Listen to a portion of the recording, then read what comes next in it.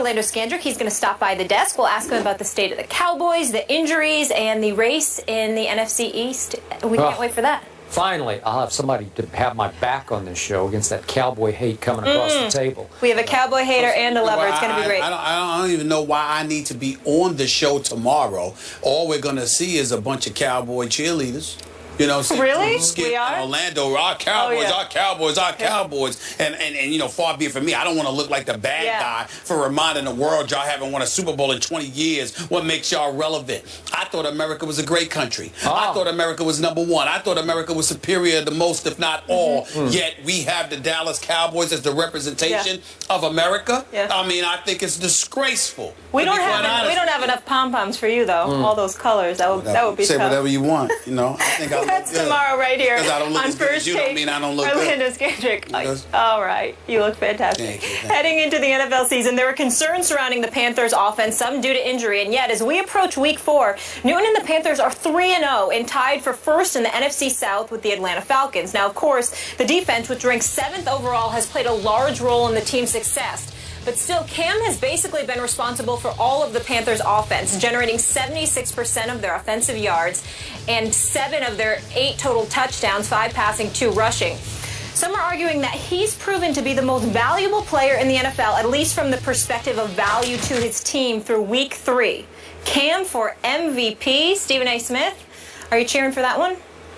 Well, I don't root against him because I got a lot of love for the kid. I think that he's going through a lot. I think the one blemish on his career obviously had things to do with family as opposed to himself from his college days or whatever. And I applaud him for defending his loved one the way that he did, because most of us would.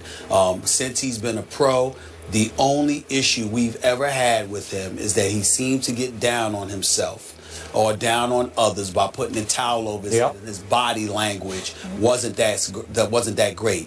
When you shred everything or shove everything aside, that is the only thing that we've been able to say negatively about Cam Newton. The development has been there. Now you sit there and look at him and say he's got to get over the hump. He's got to take that to the next level. I remember Skip getting on him because of that pick 60 through to Cam Chancellor last year in the postseason. But that was against the Legion of Boom. That was against the #1 defense in the NFL. And he was devoid of a lot of offensive weapons. And that was before. And you have to remember that was because his GM decided to just clean house. Steve Smith was gone, along with a plethora of other individuals that ended up being gone as well. Now you got Jonathan Stewart, who's still there. He can't give you 4 yards a carry. He's only giving you 3.5 a game. D'Angelo Williams is gone. Steve Smith Sr. is gone. Kelvin Benjamin obviously went down, got injured. So what do we have? We have Cam Newton, and the only thing he has available to him is a suspect offensive line with guys I barely even know. Michael O'Hare, I know him, but Norwell, Cali, Turner, Remmers. I mean, when you look at this offensive line, to say it's suspect, I'm not going to say they're awful, but they've never been associated with greatness. So you got that offensive line, and it's proven because their running game is somewhat suspect. He's been sacked already 5 times. Then you take that into account and you look at the weapons that he has available to him. We like Greg Olsen. He's been on this show. He's if played he well. wants to, he clearly has a future in broadcasting, but he's showing that he can still play. Had about 134 yards last week, and the guy is their leading receiver. I mean, this is Greg Olsen we're talking about here. He's your leading receiver, and Ted Ginn Jr. is your #1 receiver, even though he's #2 in yardage behind Olsen. So your 2 primary targets is Olsen and Ted Ginn Jr. You have not much of a running game to speak of, and yet you're finding a way to feed off what that really, really good Carolina Panthers defense gives you, and you're managing to win games. So is he Aaron Rodgers? No. Is he Tom Brady? No. Is he Peyton Manning? No. And he certainly doesn't deserve the MVP award, particularly over Brady or Rodgers, because we know where New England and Green Bay, respectively, would be without those guys. But does he deserve to be in discussion after the 3 weeks, considering what they're doing and what he has to work with? I definitely think that Cam should be in the conversation. He deserves our respect. And we have to acknowledge the job that he's doing under the circumstances that he's being forced to do it. So, if we're talking about Cam for MVP, I'll just give you one scenario whereby it would apply. If this team catapults from its 3-0 start and finishes, I'm going to throw this out, 14-2, he would be right in the thick of the MVP race, because I'm pretty sure he would have to be the biggest reason they went 14-2. Do you think they can go 14-2? No way. I don't. They are clearly the worst of the 3-0 teams so far, and that's no reflection on them. They just are what they are, and they really haven't played anybody of note yet. Their opponents are combined so far 2-7. So they won at Jacksonville 20-9, and they beat the Texans at home by 7, and then they barely held off the Saints and Luke McCown at home last weekend 27-22, thanks to a spectacular interception by Josh Norman, who is turning into a stud cornerback. So we get back to the defense. It's now ranked so far, just through 3 games against 3 mediocre opponents, it's ranked 2nd in points allowed. Okay, that's pretty great so far. You know, so far against nobody yet, but still, I look at the defense. They lost Charles Johnson to IR for 8 weeks, but they went out and got Jared Allen. I thought that was a sweet pickup, because I think he can still play and he can still help this team. And Kuechly's had a concussion, but I assume he'll be back maybe this week.